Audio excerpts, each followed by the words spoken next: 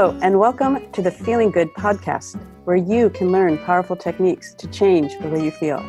I am your host, Rhonda Borowski, and joining me here in the Murrieta studio is Dr. David Burns.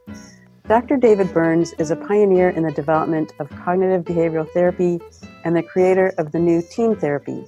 He is the author of Feeling Good, which has sold over 5 million copies in the United States and has been translated into over 30 languages.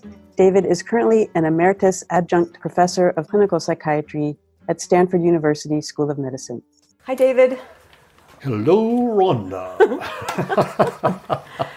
And welcome to our listeners to episode 151. We have a really special guest and an enticing topic today. You're referring to me? Yes, you are always enticing.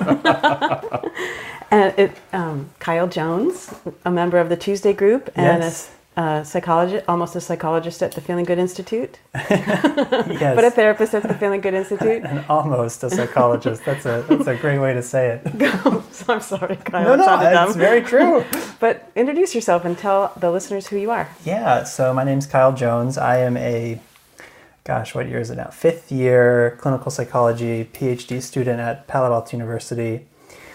And I've been a member of David's Tuesday night group at Stanford for a few years now. And I think currently Didn't you come your first year? Yeah, my first year of graduate school before I even saw a patient. So you've been probably with us 5 years. Well, I'm starting my 5th year, so let's just say... 4 years. Yeah, 4. 4 years. We'll take it. Oh, that's exciting. Yeah, it is I didn't realize exciting. you were there that long. Yeah. Neat. Really neat. And then I guess I'm also a trainee at the Feeling Good Institute in Mountain View, part of their lower fee clinic. Cool. And I'll just comment on that's awesome that they not only have a nice low-fee clinic, because everything's so expensive in this part of the world, but also that we have 3 incredible therapists. They have 3 incredible therapists in the low-fee clinic. Yourself, if this can be an infomercial for you, because Yes. if people are in this Palo Alto, Mountain View, South Bay area, and you need a fantastic therapist at a minimal fee, $95 an hour, as opposed to $350 to $800 that some people are charging, you get a fantastic opportunity to work with Kyle. Also, Kevin Cornelius has started over there. Kevin is also fantastic. Yes, he is. And then there's Kate. Yeah, Kate Kresge. She's there too. And Eric. Yeah, Eric Wilkerson is another. Oh, Eric. So there's 4. There's 4 in the lower fee clinic. So I'm just so proud of all of you for having this affordable, not cheap, but affordable option, and a great one too. But tell us more about yourself. Yeah, so I think, I'm totally happy and excited to be here talking with you two. I actually feel kind of nervous, but I think Palo Alto University has an area of emphasis in its PhD program.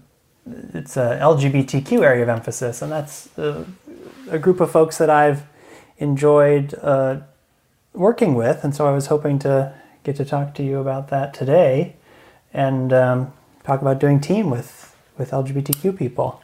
Cool. Well, we're really excited to hear you talk about that, Kyle. But what's the difference between doing team with LGBTQ folks and people who identify as heterosexual, I imagine? Yeah, I think that's a great question, and it really,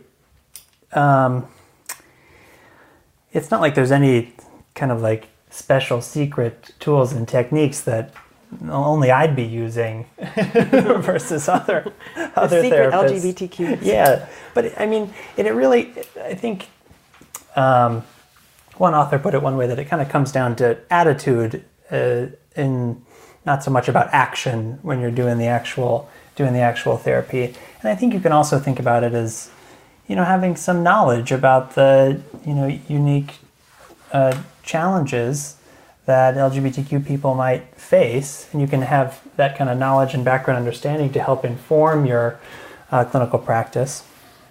And I think also, therapists themselves kind of grow up and are brought up in our society that's very heteronormative, right? Kind of our our society is based around heterosexual ideas and also cisgender ideas, meaning, folks have a gender identity that matches their sex assigned at birth.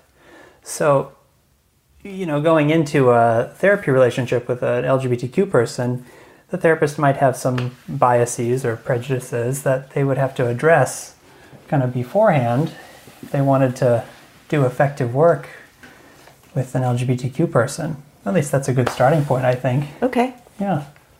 Well, tell us about the unique challenges. The one is obvious. Yeah. That we live in a society where there's a lot of hatred of anyone who doesn't conform to the norm, however you're defining the norm, and it's causes sadness and anger and pain for me to think about that. My dad was a Lutheran minister, and I don't know if I told you, I think I mentioned to you that after he retired from his congregation, he went to University of Arizona, and he was trying to convert gay people. Oh my gosh! Wow. That was, and I was just so angry about that. It just seems so horrible, and to me, it seems anti-religious. It doesn't seem to be anything religious about it, and I think I've just always felt that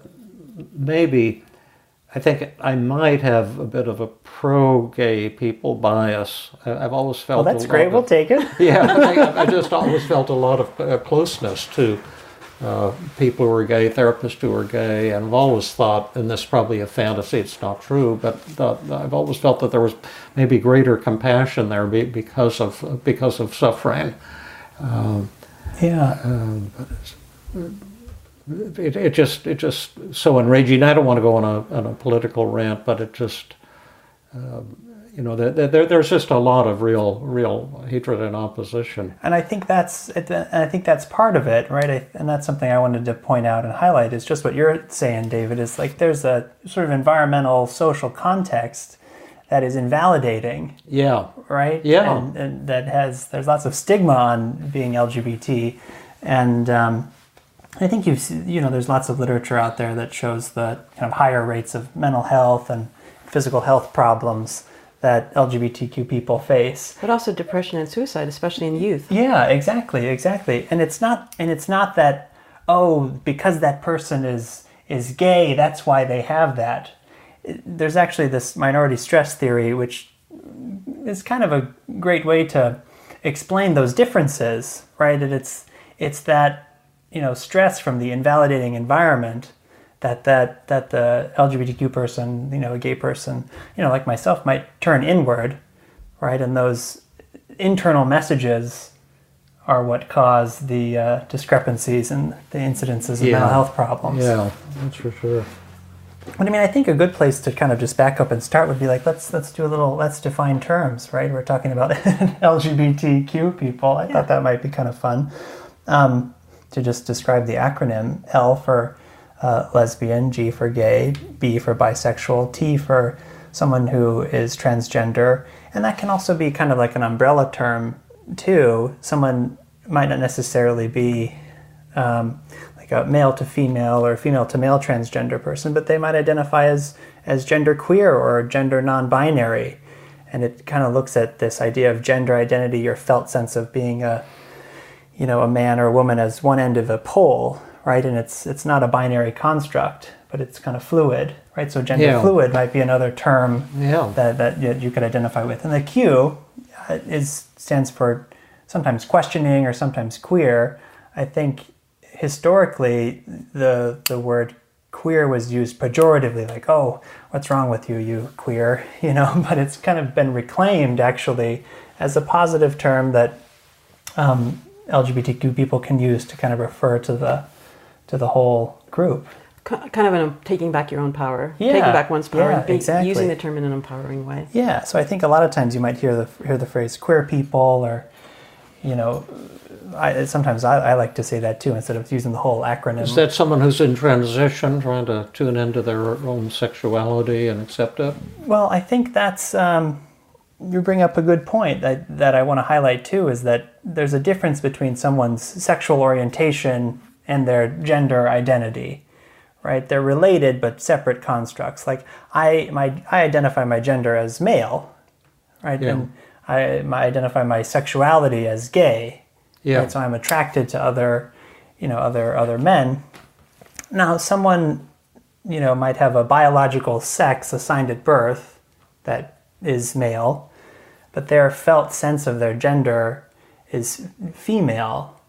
So that'd go into the trans? Yeah. Yeah. Yeah, then that person may identify as transgender, or let's say they don't necessarily identify with either male or female, and they kind of fall somewhere in the middle on like a spectrum, right? They would be gender queer or gender non-binary or gender non-conforming, whatever a term that's appropriate there. So when you first started talking about what's really important is the attitude, I imagine you're talking about the attitude of the therapist, and having some knowledge of what you've just described would really help the therapist work with their client. Yeah, exactly. I think that's the point that I was, definitely trying to hammer home, right? And I think this is even evident in some research on, like qualitative research on LGBTQ people in therapy, things they like, things they don't like, right? I think things they like is they like therapists to kind of know about them and know about their struggles and what their problems are, and things they don't like are, the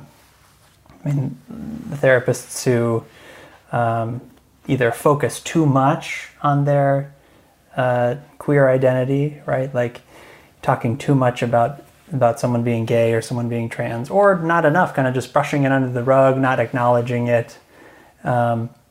Those are just a couple of things. Or maybe needing to take some mind. Therapy session time, taking up time with the patient or the client, educating the therapist about their life. Yeah, which exactly. Seems like a waste of time and money for the patient. It totally is. And I think that's one thing what I really like about doing team, and something that David has kind of taught us that I translated into that point that Rhonda just made, is that it's like when you're processing the ETS with someone. The evaluation of therapy sessions, Yeah. for those who don't know. That's the after-session rating of the therapist by the patient after the session.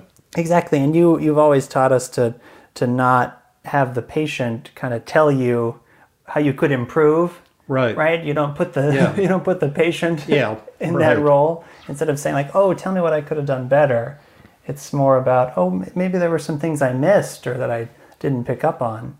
Tell me what I did or said that turned you off or hurt your feelings or angered you. Yeah, exactly. And tell me how you were feeling. You rated me down here on the empathy. Tell me what that was like and what was going on in the session, to kind of give an invitation for the person to open up. Yeah, exactly. And I think that specific approach really works well, not putting the LGBTQ person in the role of having to kind of like teach you, but really they get to express themselves about what was going wrong between the therapist and the patient, which I think is a super valuable piece of team that's incorporated in the T=testing piece. And can really lead to a deeper relationship between the patient and the therapist. Yeah, and I think, your brief mood survey is also great because it captures kind of depression, anxiety, anger, relationship problems. It doesn't use language that's kind of binary or, straight and heterosexual only. It's kind of, on the relationship subscale, for example, it says write in the name of someone that you're in a relationship with and you rate the quality of that relationship. It doesn't say like, put your wife or husband there. Right. Right? Yeah, right. Yeah. Right, yeah.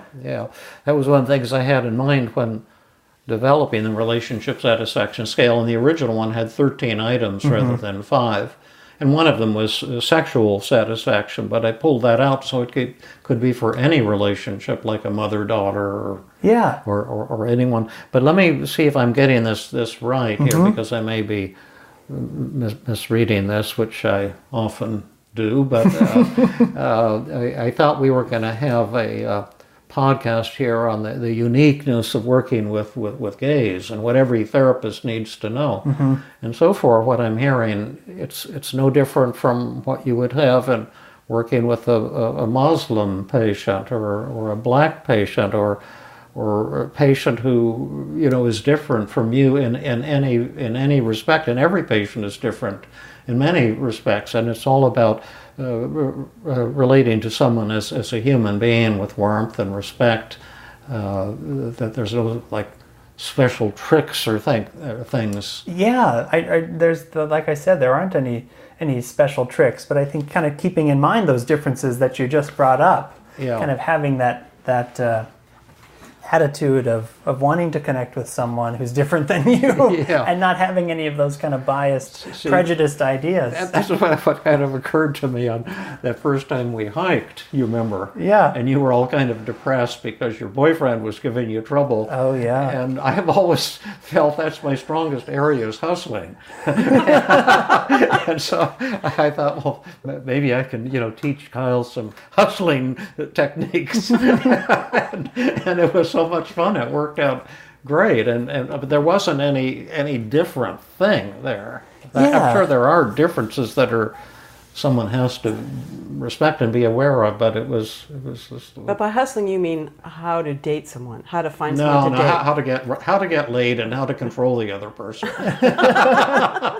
they don't screw around with your ad and make you miserable. And then once you have someone chasing you, you can develop a deep, loving relationship. But that phase where people are chasing or being chased, that initial phase of a relationship where it's about who's going to win this battle. Right? And you know, I think in that interaction, some things that stood out to me, just coming from you, were that, you know, you were, you know, really kind of affirming of what was painful about, you know, being in a relationship with someone that had kind of ended, and you were encouraging me to actually like go to a gay bar and go and try and talk to some folks, and that was even your suggestion. Hustle some people. Yeah, exactly. Have a little fun tonight. Turn the tables on this guy who's trying to reject you. And then all of a sudden he'll come crawling back. And that's what happened.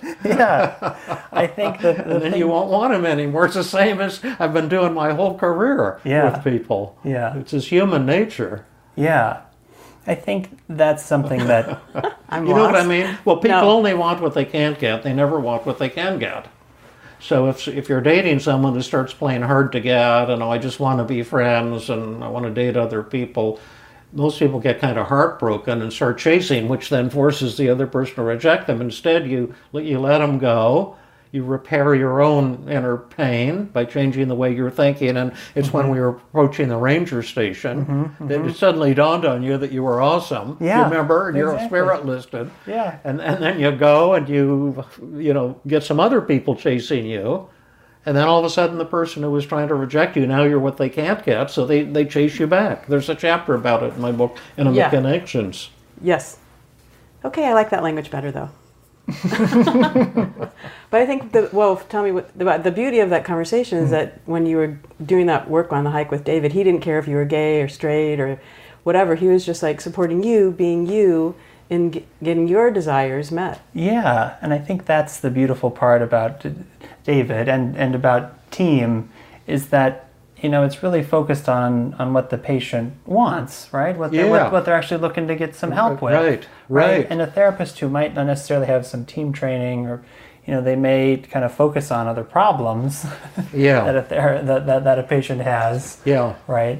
Like someone who's, you know, kind of upset about not coming out, right? And a therapist, you know, like a gay person who's not coming out, and the therapist goes, "Oh, we really need to come out because it'll be better for you." Preaching type of thing. Exactly. But I think that's so anti-theoretical to team and to doing good work from, you know, a perspective of, you know, like a queer person who's in therapy. They kind of are just wanting to get help with some specific things, and they could be related to their sexual orientation or gender identity or not. Right. And I think the beauty of team is that that totally applies, right? And just like you're saying, that approach is helpful with other cultural identities too. This. You're saying that great therapy is great therapy, and it's not. It doesn't make any difference who you're working who you're working with. You're trying to heal a human being and find out what they need, and to connect with them and show warmth and respect and get your ratings on the empathy scale, and realize you're going to fail sometimes, and you need to talk that over with the patient with respect and warmth, and see what it is that the patient wants help with. And the idea that there's some special way to do therapy with gay is itself a kind of bias, which puts gays in a box, that they need this special trickery or something. You know what I mean? Yeah. As opposed to we're working with human beings who we love and respect, and want to cause magic in this person's life, a magic of joy and healing. Now, there are going to be a lot of therapists who are going to be, kind of anti-gay in varying degrees. I think that's kind of the point that I'm trying to highlight too. But you had some thoughts on that. Well, what should they do when they get a gay patient? Like, I've never fired a patient no matter what, except once I had a new manic patient who came into my office. He was a physician. He was smashing pots, and I'd never seen him before. He was in total, almost delirious state, and he thought he was going to get outpatient therapy without drugs, which he thought he didn't need. Oh, sure. And I told him, you need to be hospitalized right now. I'm not going to accept you, and if you don't agree, I'm going to call the police, and we're going to involuntarily hospitalize you. But that was like an emergency. But aside from that, I've never ever fired a patient, and I've always felt the worse the conflict with the patient, the greater potential for a tremendous breakthrough. But suppose there's a therapist who's just kind of anti-gay, and you get a gay patient. What should you do? And then if you're a gay therapist, are you supposed to reveal that to every patient? I mean, that's another huge thing I don't know the answer to. Well, I think for the therapist who might have some bias or some negative bias or prejudice against gay people or queer people, or let's say they get a patient who's gay or lesbian or bisexual or something, and I think the best answer is usually to refer out, because it's kind of outside of your comfort zone, competency, really, right? Yeah, right. And basically, you've got lots of guidelines from like the American Counseling Association, Psychological Association, Psychiatric Association, which say, like, to provide competent services to an LGBTQ person, you have to be affirming of their gender identity. You have to not dislike them for who they are. Yeah. It seems like such a basic thing. Yeah, right. Right? But that societal bias can creep into even therapy-patient relationships. Now, how about if it's the other way around? If you're a gay therapist, is that something you're supposed to announce? I mean, I don't think so. And granted, I'm by no means like an expert on this, so take my answer with a grain of salt. But I think if it's helpful, and it can kind of help build a connection between you and your patients, then it can be something you reveal, or maybe you don't. Or not. Yeah. I mean, isn't that about any self disclosure? Does it help the patient, or is it for the therapist's point of view? Yeah, I love what you're saying. Yeah, that's right. That's terrific. Exactly. Yeah, that's right. Because God, you're making me think that there's a difference between bias and prejudice, and bias is the attitude, but prejudice is the behavioral enactment of the bias. And prejudice and like discrimination is like that act. Yeah. And so what you're saying, which I totally love too, is that a therapist really needs to be aware of their own biases. Yeah. And if they have a negative attitude toward gay, lesbian, transgender, etc. people, then it's a service to their patient to say, I'm not the best therapist for you. Yeah.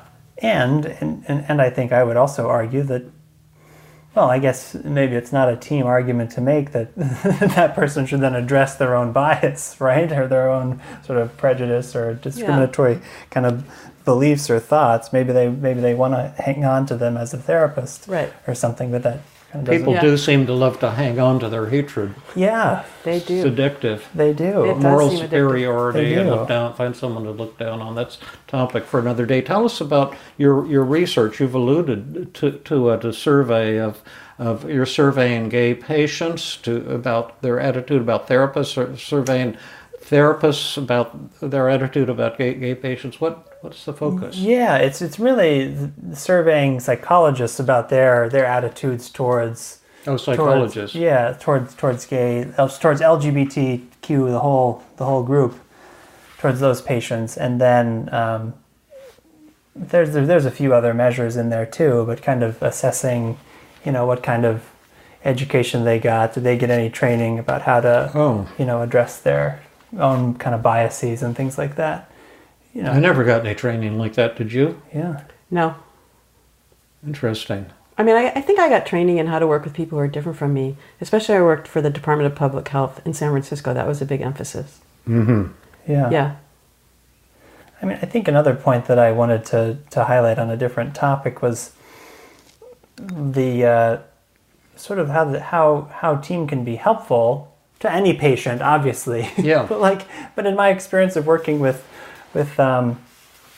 queer patients, sometimes folks are kind of struggling with their identity and whether or not it kind of fits them, or they might think they might have those negative thoughts, where like, I shouldn't be gay, I shouldn't come out, this isn't right, there's something wrong with me, type of thing, and you can kind of conceptualize it as an individual mood problem, right, and help them, challenge those negative thoughts. But I think there's also something to kind of keeping it in that non-problem category. Oh yeah, right. And if you're wanting to just use those kind of empathy skills to kind of help someone explore what it means to them to be gay. Yeah. Maybe not endlessly, right? But right. And then you can... And what they've been through and what it's been like. I totally agree with that. And that can be so loving. Yeah, it really can. Like to find a place in a little oasis in their life where they can find acceptance maybe for the first time. Yeah, because I think in a lot of cases, and we're lucky to live in the Bay Area where things are pretty kind of progressive and but in different parts of the country and the world, just like Rhonda's saying, that someone who's gay or trans, they might not have a place where they can get some warmth and empathy and support for being who they are. I think we've talked about it, and I think I know the answer, but I think you were on the luckier side of gayness in that it was something pretty easy for you to accept, and that you haven't encountered maybe as much negativity and hostility. For one thing, you're this huge, handsome guy, and I don't think too many people are going to dare challenge you. You know what I mean? You're a bit intimidating, but I can imagine. I'm flattered. But I can imagine that there might have been some issues when this. How old were you when you began to find an attraction to same sex? And it's so weird. I mean, I think for the longest time it didn't really kind of register with me. Right? It's like I wasn't even paying attention to it. Yeah. I was kind of going, especially like in high school and things, and this is true for a lot of gay folks and queer folks. And maybe it's not true for some others too, but I kind of just was like, oh, I've got to date, women. I've got to date women and get a girlfriend, and that's just what you do, right? Oh, yeah. Like that's what I was kind of, that was the messages I got. Kind of an unconscious, you're on this path. But then I got into college and I started kind of realizing, I'm actually attracted to, I'm drawn to, and other men, and at first I was really kind of afraid and scared, and I had some periods of time where I was thinking, I'll never come out, I don't want to disappoint my family, and is that right? Yeah, and I'll lose their love, and I'll kind of be alone, and so it was painful. That sounds so sad. Yeah, right, and that's. But you didn't lose your family's love, but so many do. Yeah, exactly. That's just the awful thing. Exactly. And that must be so hard to find one's own acceptance when you're being rejected by the people you love and you thought loved you. Yeah. Yeah. Yeah. I mean, and I was very lucky. My parents were, surprised, but I think supportive, which was great. And I always remember I called my brother, and he kind of had this, this tearful moment, and I was like, oh, Cole, my brother's name is Cole, spelled Kohl. I said, Cole, I've got to tell you that, I'm gay, and I told mom and dad, and I just want to let you know. And I left him this message, and I didn't know how he was going to respond. Yeah. Right? My brother and I have a good relationship, but he called me back and he left me a voicemail, and he says, "Kyle, this is your brother, Cole Jones. You know me." And he said, "You're an idiot. You left some porn open on my computer one time. I've known for a long time." He said, "I love you. Goodbye." That's great. Those are just 2 voicemail messages.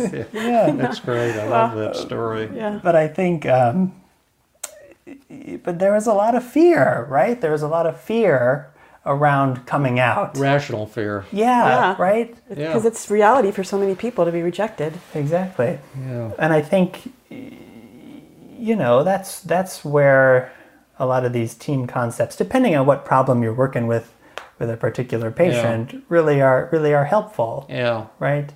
Like your magic dial. Yeah. Right. Like you've got this anxiety and fear and worry and, That's right. and panic. Yeah. And would you really just want to make it disappear? Yeah, exactly. It's beautiful. I'm proud of our group too. We've got a beautiful group.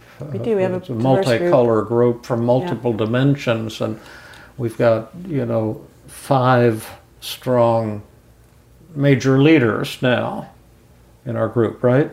5. Yeah. We've got Jill, David, Helen, Danielle, and Rhonda.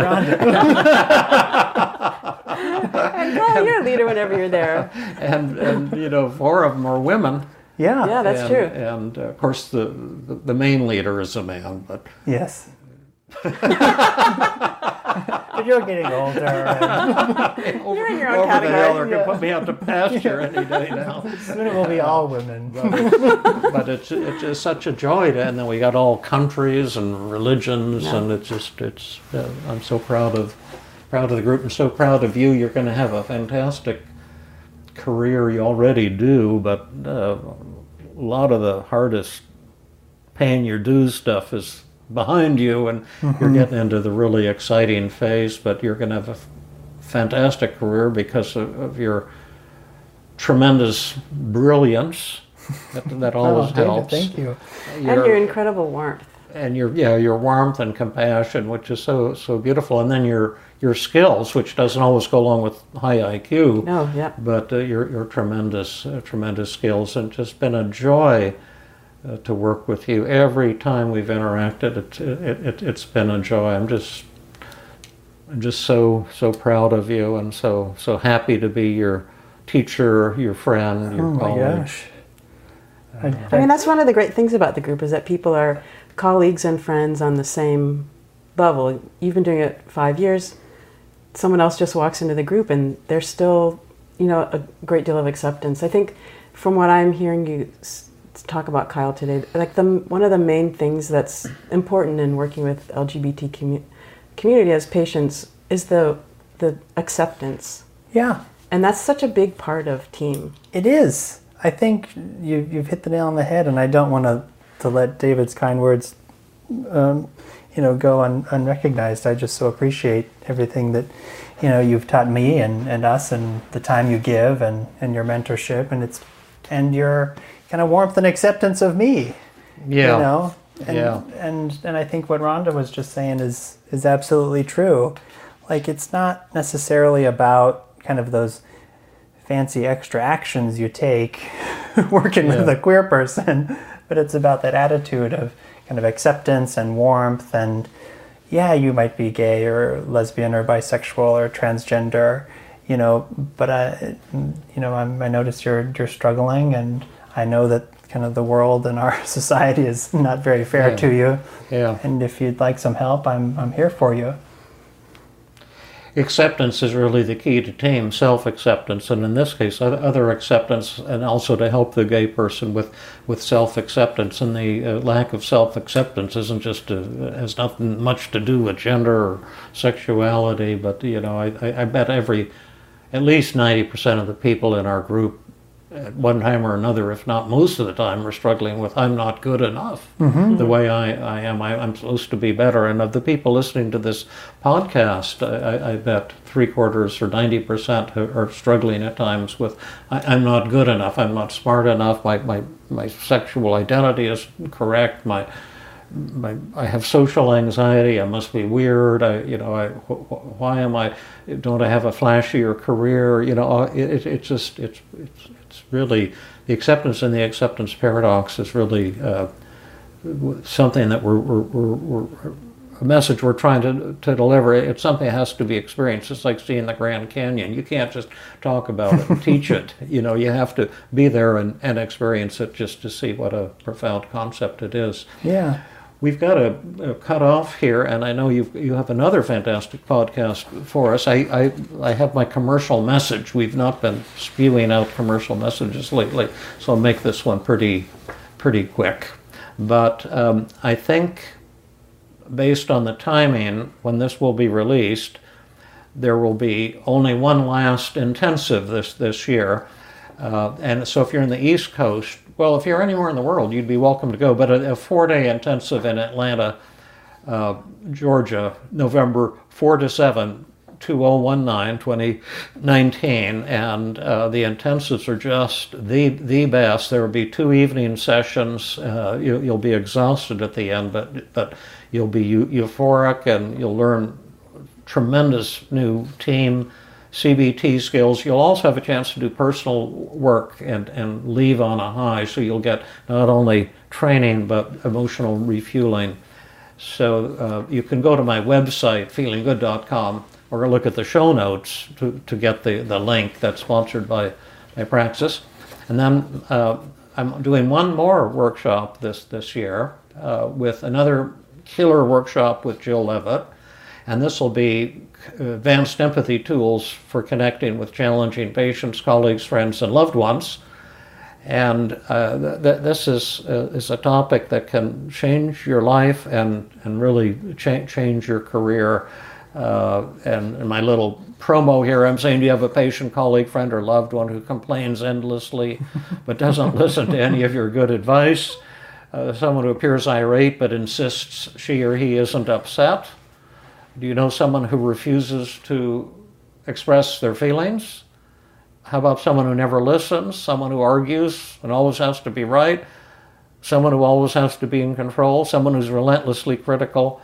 Someone who insists you don't really care or understand when you're sure you do? How do you respond, and how can you transform these failures into loving relationships with friends and loved ones and deep, meaningful relationships with patients?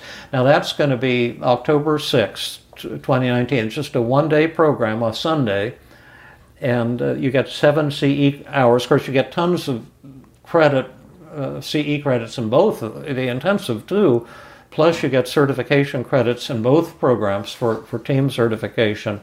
But the cool thing about this advanced empathy thing is I'm going to be working with Jill Levitt, my dear colleague. She was my student once. Now she's a fantastic teacher, and her teaching skills have long since eclipsed my own. So I love to teach with her because she makes me look good. And we work really great together. Yes, you do. Those right. 1 days with Jill are really... Yeah, they're magical. Yeah, they're You magical. two are an amazing 1-2 punch, that's for sure. Yeah. It's just brilliant. And that 1-day one in October on empathy, communication training, you can come in person, but it's going to sell out really fast. So move fast if you want to come in person. But also there's great online. Kyle, you'll probably be one of the online trainers, and you may too. Yeah. So the online people, you get all the small group exercises, all the same mentoring. So anyway, thank you so much, Kyle, my buddy. Thanks, David. And thank Jill. you. Oh, I get a hug. All right, not Jill, Rhonda. Yeah. Thank you both for... At least I can remember it's 2018, I haven't confused about the year. Okay, thanks all. Okay. Until next time. This has been another episode of the Feeling Good podcast. For more information, visit Dr. Burns' website at feelinggood.com, where you will find the show notes for this episode under the podcast page. You will also find archives of previous episodes and many resources for therapists and non-therapists. We welcome your comments and questions. If you want to support the show, please share the podcast with people who might benefit from it. You could also go to iTunes and leave a 5-star rating. The theme music is Gypsy Jazz in Paris, 1935, composed and performed by Brett Van Donsel. I am your host, Rhonda Borowski. We hope you enjoyed this episode. I invite you to join us next time for another episode of the Feeling Good Podcast.